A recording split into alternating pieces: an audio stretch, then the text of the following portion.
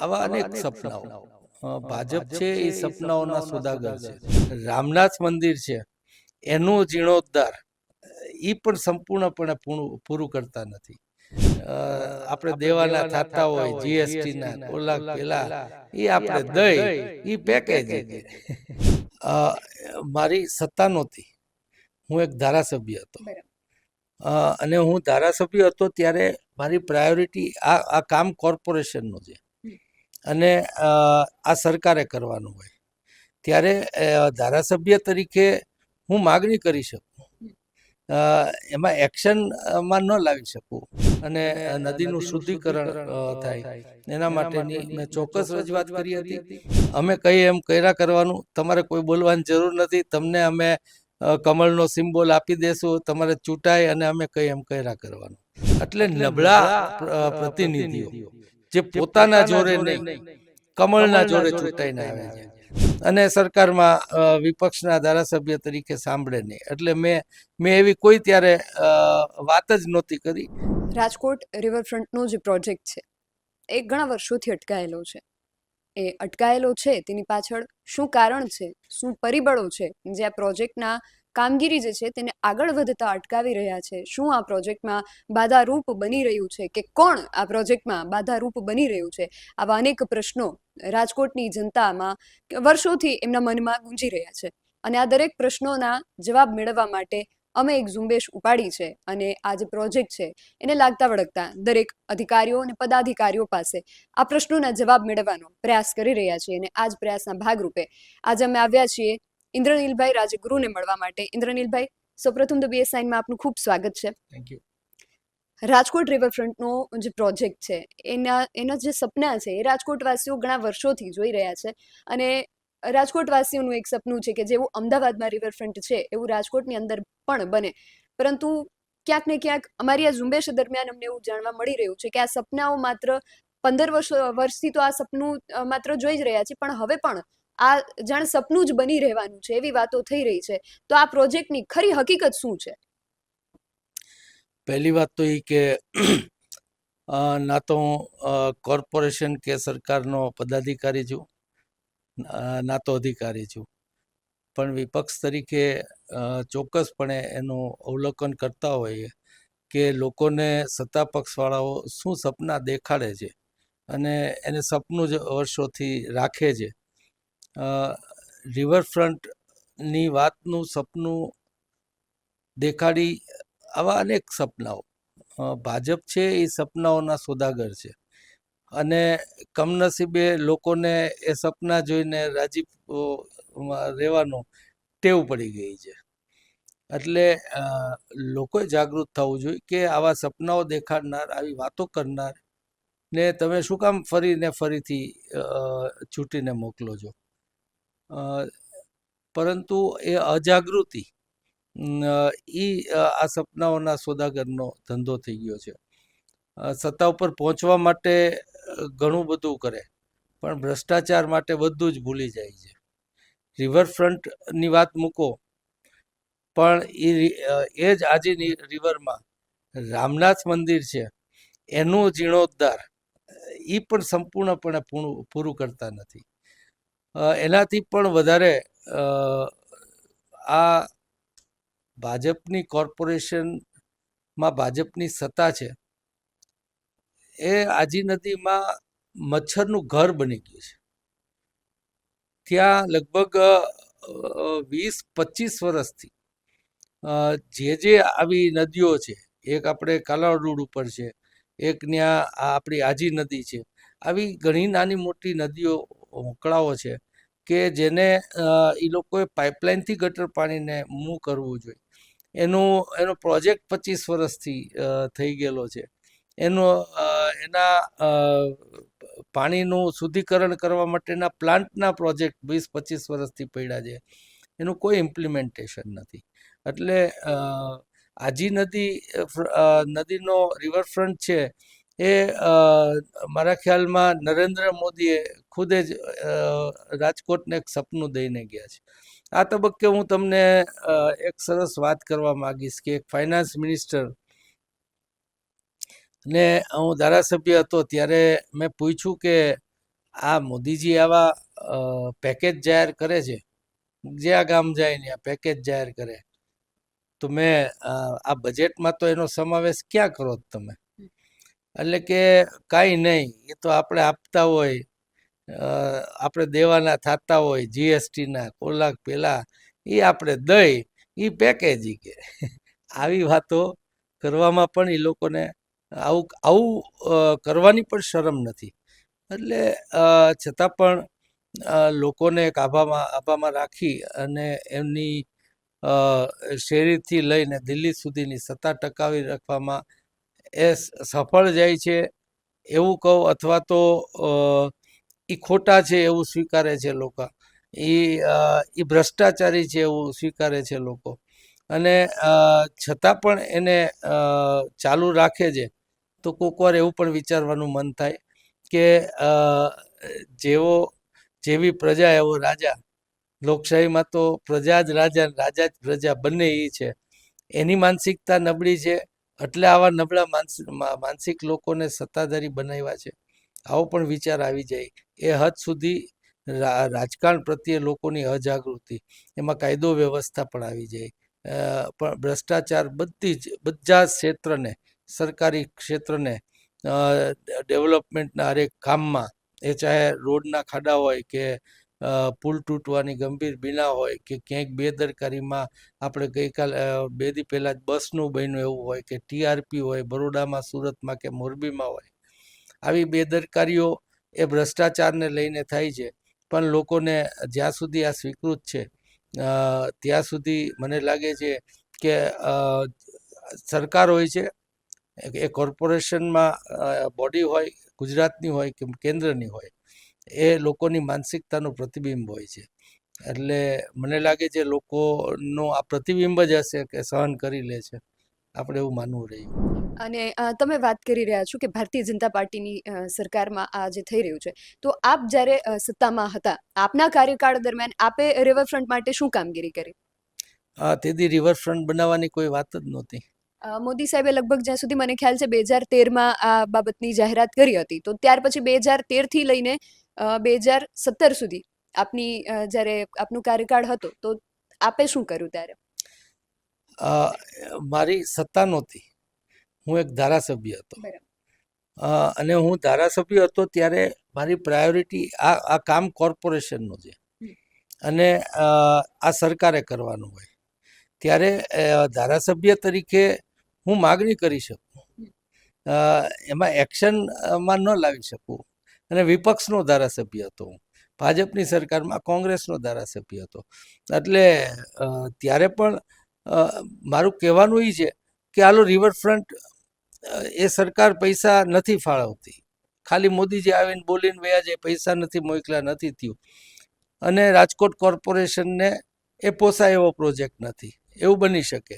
હું એવી કોઈ ખોટી માગણીઓ રિવરફ્રન્ટની કરું કોર્પોરેશન પાસે, એનો મતલબ નથી. અને સરકારમાં વિપક્ષના ધારાસભ્ય તરીકે સાંભળે નહીં. એટલે મેં એવી કોઈ ત્યારે વાત જ નહોતી કરી કે જે અસ્થાને હોય, કે અથવા તો હું રજૂઆત કરવાનું સપનું પણ લોકોને સપનું દેખાડે, જેમાં હું રજૂઆત કરીને પાછો એનો ભાગ બનું, એવું મેં કશું જ નહોતું કર્યું. પણ ત્યારે મેં ચોક્કસપણે આજી રિવરમાં ગટરના પાણીનો નિકાલ કરવા માટે, એની પાઇપલાઇન આખી નાખવા માટે, અને નદીનું શુદ્ધિકરણ થાય એના માટેની મેં ચોક્કસ રજૂઆત કરી હતી. નાનું મોટું ત્યારે એ લોકોએ કર્યું હતું, પણ કરી દેવાનું પ્રોમિસીસ પણ કર્યા હતા. પણ કમનસીબે ભાજપની સત્તા હરેક જગ્યાએ હોવાથી એ લોકોની બેદરકારી અને બધા નિહાળે છે. અને આ પ્રોજેક્ટની પાછળ આટલા વર્ષો સુધી પ્રોજેક્ટ અટકી રહેવાનું કારણ મુખ્ય એ લોકો એવું દેખાડે છે કે એન્વાયરમેન્ટ ક્લિયરન્સ સર્ટિફિકેટ જે હતું એ નહોતું મળ્યું. એટલે આ જે સર્ટિફિકેટ છે એ મેળવવા માટે આપે વિપક્ષ તરીકે કોઈ કાર્યવાહી કે કોઈ કામગીરી કરી ખરી? મોટો પ્રશ્ન જ આ છે. વિપક્ષે કોઈ કામગીરી કરવાની ન હોય. આપે પ્રશ્ન ઉઠાવ્યો. વિપક્ષનું કામ એ છે કે લોકોએ સત્તા સોંપી અને કોકને વહીવટ આપ્યો છે. હવે એ શું કરે, શું કીધું તું, શું અત્યારે કરી રહ્યા છે, એનો એક ચાર્ટર્ડ એકાઉન્ટન્ટ આપે એ રીતના અમારે લોકોને હિસાબ આપવાનો હોય કે તમે એને સત્તા સોંપી છે ને અમને એ શું કરે છે કહેવાની જવાબદારી સોંપી છે. તો એ કામ તો અમે કરતા જ આવીએ છીએ. અને પણ જે જે એ લોકો કરવાના જ નથી, જે લોકોને ઓલરેડી ખબર છે કે નથી જ કરતા, વાતો જ કરે, લોકો જ બોલે છે કે ભાઈ એ તો આળા પ્રચારમાં બહુ જબરા છે. ઓકે, તો લોકો પ્રચારથી રાજી રહે છે, તો એ લોકોનો પ્રશ્ન થઈ ગયો. એ વિપક્ષ તરીકે એમાં અમે, તમે એમ કહો કે અમે સત્તાને સોંપીએ ને વિપક્ષ બધું જ કરાવી આવી દે એની પાસે. સત્તા જેના હાથમાં હોય એ જ કરી શકે, વિપક્ષનું એ કામ નથી. અને તમે વાત કરી કે હું રાજકોટની પ્રજાને ખોટા સપના દેખાડવા નથી માંગતો. જ્યારે 2010 કે 11માં જ્યારે પ્રોજેક્ટની વાત થઈ સૌથી પહેલાં, ત્યારે લગભગ આ પ્રોજેક્ટનો અંદાજિત બજેટ જે છે એ લગભગ 1500 કરોડ આસપાસ એનું એસ્ટિમેટ લગભગ નીકળ્યું હતું. અને આ વખતનો, આ વર્ષનો જે ચાલુ વર્ષનો જે રાજકોટનું બજેટ છે એ 3000 કરોડથી થોડું વધારે છે. તો આ જે ખર્ચો છે આજથી 10 વર્ષ પહેલા, આજના જે બજેટ છે એનાથી લગભગ અડધો ખર્ચો 10 વર્ષ પહેલા એસ્ટિમેટ એનું લગભગ નીકળ્યું હતું. એટલે આજના સમયમાં અત્યારે કદાચ આપણે 2000 કરોડનો ખર્ચો માની શકીએ. તો આ રાજકોટની જનતાને માત્ર સપના દેખાડવાની જ વાત છે. તો જે ખરેખર સત્ય છે એને સામે લાવવા માટે આપે શું કર્યું? એટલે કયું સત્ય? કે આ 1500 કરોડ કે 2000 કરોડનો ખર્ચો રાજકોટ કોર્પોરેશન કઈ રીતે કરી શકે? કે રાજકોટ કોર્પોરેશનનું તો બજેટ 3000 કરોડનું છે, એમાં આખા ટોટલ બજેટનો અડધો ખર્ચો રિવરફ્રન્ટ પાછળ કઈ રીતે થઈ શકે? આ રાજકોટ વાસીઓને માત્ર સપના દેખાડવાની વાત છે. આ સત્યને સામે લાવવા માટે આપે શું કર્યું? પેલા તો આ તમે જે પ્રયત્ન કરી રહ્યા છો એને હું અભિનંદન આપીશ. ક્યાંક ને ક્યાંક એટલા બધા ખોટા માણસો છે કે એ હરોજ ઉઠીને ખોટું બોલે અને એટલું બધું બોલે કે એમાં કેટલું સત્ય અમારે લોકોને સમજાવવા જેવું. બેફામ અને ખોટું બોલે છે. હવે રહી વાત એ લોકોનું, આ ફંડ તો અમદાવાદ કોર્પોરેશનને પણ સરકારે આપ્યું હતું, અહીંયા પણ સરકારે આપવું જોઈએ. અને હજી એ સરકાર આપવા માગે છે એવા કોઈ એંધાણ દેખાતા નથી. એટલે આ ખાલી એક હજી સપનાને કેરી ફોરવર્ડ કરવા માટેની આખી વ્યવસ્થા ગોઠવાતી હોય એવું જણાઈ રહ્યું છે. અને જ્યારે પ્રદીપ ડવ મેયર હતા ત્યારે એમના કાર્યકાળ દરમિયાન આ જે એન્વાયરમેન્ટ ક્લિયરન્સ સર્ટિફિકેટ છે એનો જે મુદ્દો હતો એ ક્લિયર થઈ ગયો. તો 2022 સુધીમાં એન્વાયરમેન્ટ ક્લિયરન્સ સર્ટિફિકેટ મળી ગયું. એના આ વાતને 2 થી 3 વર્ષ વીતી ગયા હોવા છતાં રિવરફ્રન્ટ બાબતે આગળ કોઈ કાર્યવાહી નથી થઈ. તો આ ન થવાનું તમને શું કારણ લાગે છે? આ કોઈ ભાજપના આંતરિક વિખવાદના કારણે આ પ્રોજેક્ટ અટકે છે કે અન્ય કોઈ કારણ હોઈ શકે?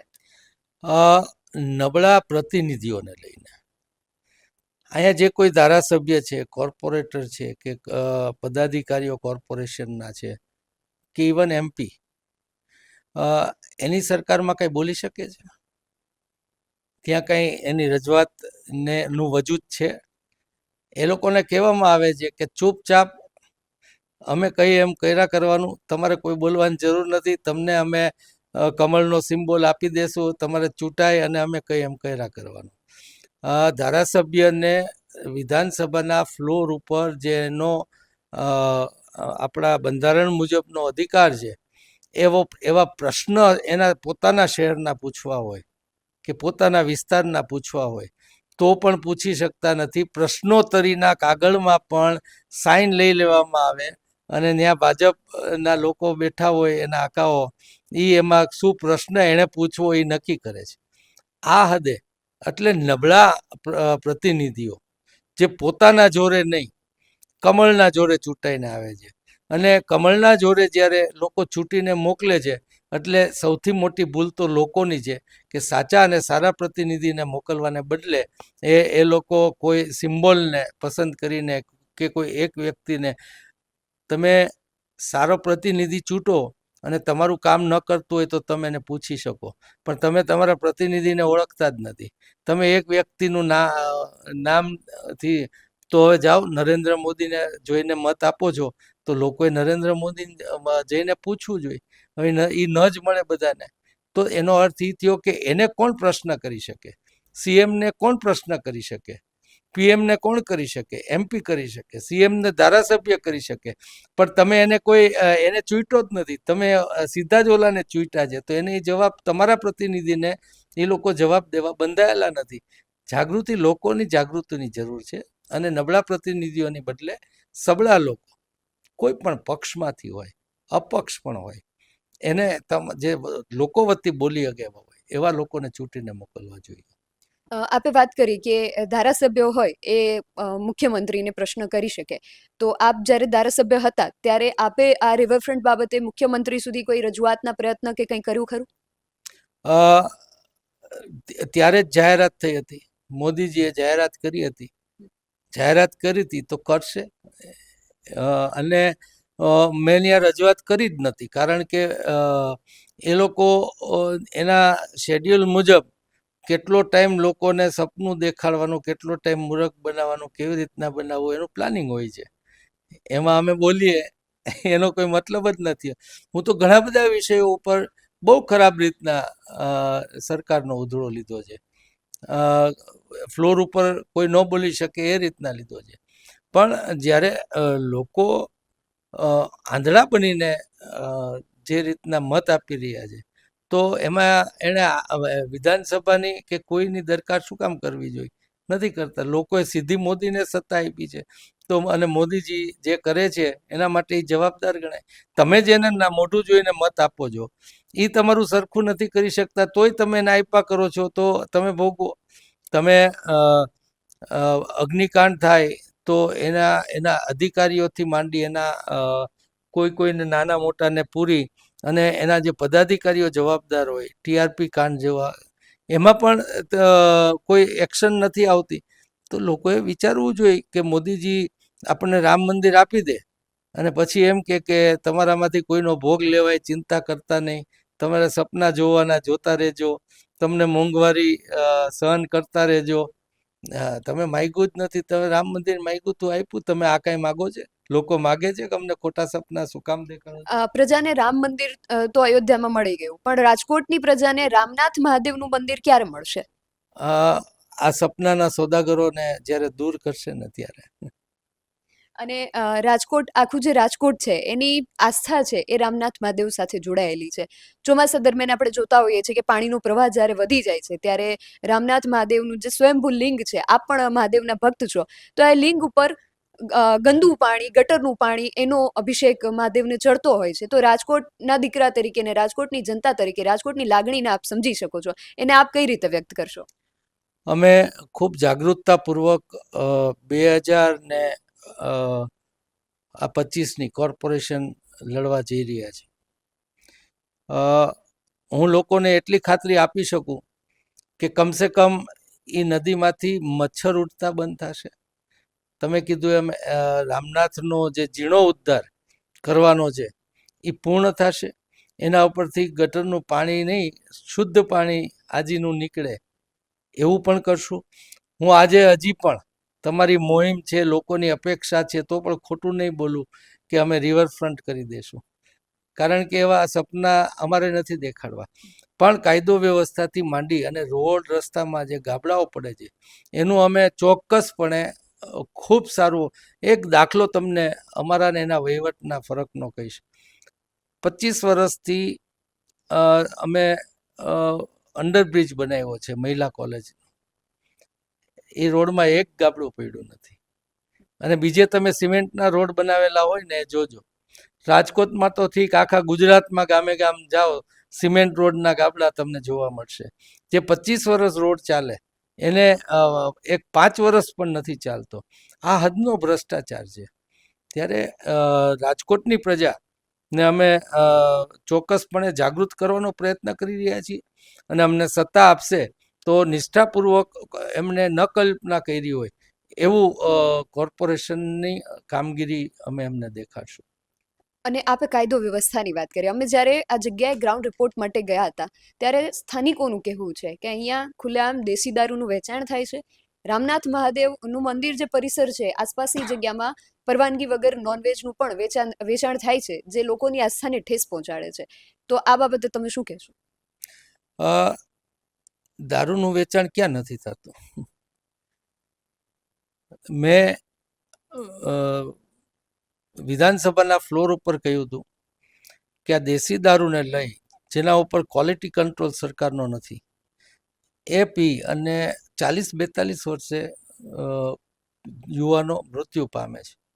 ખૂબ વિધવાઓ મારા વિસ્તારમાં ત્યારે હતી, આજે પણ છે. અને ત્યારે મેં આનંદીબેન મુખ્યમંત્રી હતા, હું એમની ઓફિસે ગયો, એમના સેક્રેટરીએ કીધું કે મેડમ છે નહીં, પણ તમે હસમુખભાઈ પટેલને મળો, એમને આ દારૂબંધીનો આખો હવાલો સોંપ્યો છે અને બહુ કડક માણસ છે, એમની આબરૂઈ કડક, કામ કરી શકે એવા માણસ. એટલે હું અપેક્ષા સાથે ત્યાં ગયો. એમણે કહ્યું કે અમદાવાદનો લઠ્ઠાકાંડ થયો ત્યારે મને જોઈતો સ્ટાફ આપ્યો હતો, મેં 2 વાર પત્ર લખ્યો જ સરકારને કે તમે મને જોઈતો સ્ટાફ આપો તો હું આ કડક રીતે કામ કરી શકું. એ કે મારો સ્ટાફ જ ફૂટેલો હોય તો હું પહોંચું, એ પહેલાં તો ત્યાં બધો સંકેલો થઈ ગયો, રેટ કેમ પાડવાની મારે. એટલે મુખ્યમંત્રી આનંદીબેન પટેલની ઈચ્છા છે એવું એના સેક્રેટરી બોલે, મુખ્યમંત્રીની ઈચ્છા હોય તો પણ દારૂ બંધ ન થાય. એ રીતનું રેકેટ આખા ગુજરાતમાં ખુદ ભાજપ ચલાવી રહી છે. હવે ત્યારે તમે કંઈ એક મંદિરની એક વાત નહીં, એ મહાદેવના પોઠિયા જેવા લોકો મૃત્યુ આમાં પામે છે, એની પણ ચિંતા સરકારને નથી, તો આપણે મહાદેવની તો ચિંતા કરી શકવાની એમની ક્ષમતા જ છે નહીં, એની અપેક્ષા પણ આપણે ન રાખી શકાય. અને સ્ટેન્ડિંગ કમિટીના હાલના જે ચેરમેન છે જયમીનભાઈ, એમની સાથે જ્યારે અમે વાત કરવા પહોંચ્યા તો એમનું એવું કહેવું છે કે આ બાબતને લઈને હાઈકોર્ટમાં કોઈ કેસ ચાલુ છે, તો તેની શું વિગતો છે, આપને ખ્યાલ છે? હાઈકોર્ટમાં કેસ ઊભો કરવો અને આ સપનું દેખાડ્યું છે એનો જવાબ તૈયાર કરવો બહુ સહેલો હોય છે.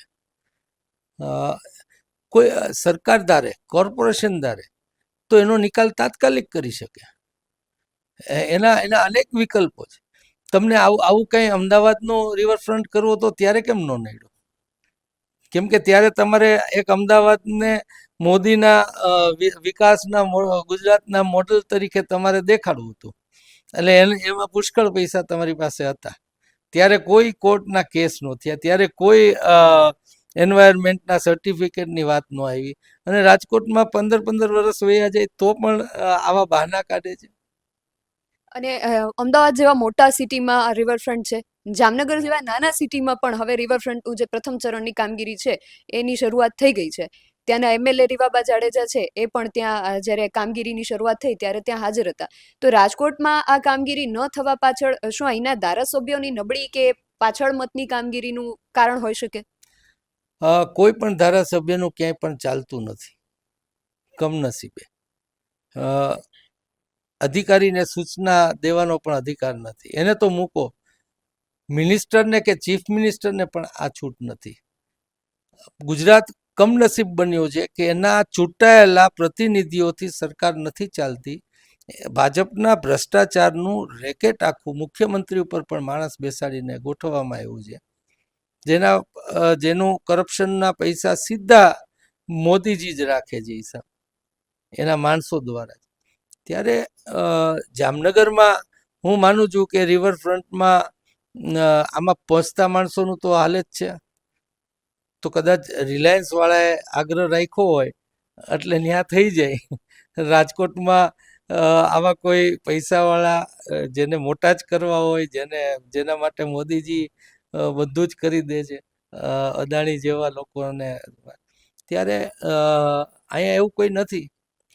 પણ રાજકોટ સક્ષમ છે અને રાજકોટ કરી બતાવશે, અને અમને સત્તા આવશે તો હું પ્રોમિસ તો નહીં કરું આર્થિક સ્થિતિને લઈને, પણ અમારો ઝઘડો ચોક્કસ સરકાર હારે હશે, અને ઝઘડો એ પ્રકારનો હશે કે એને રિવરફ્રન્ટના પૈસા ફાળવવા પડે, એ સ્થિતિનું નિર્માણ અમે કરવાનો પ્રયત્ન કરશું, એટલું પ્રોમિસ ચોક્કસ આપીશું. રિવરફ્રન્ટની બાબતને લઈને ઘણા બધા લોકો સાથે વાતચીત કરી અને ત્યારે ઇન્દ્રનીલભાઈ રાજગુરુ સાથે પણ વાતચીત કરી. રાજકોટની જનતા, તમારો જે પ્રશ્ન છે વર્ષોથી આપના મનમાં જે ગુંજી રહ્યો છે કે 15 વર્ષથી રાજકોટ રિવરફ્રન્ટ ક્યારે બનશે તો ક્યારે બનશે ને નહીં બને તો તેનું શું કારણ છે, આ દરેક પ્રશ્નોના જવાબ આપ જોઈ રહ્યા છો.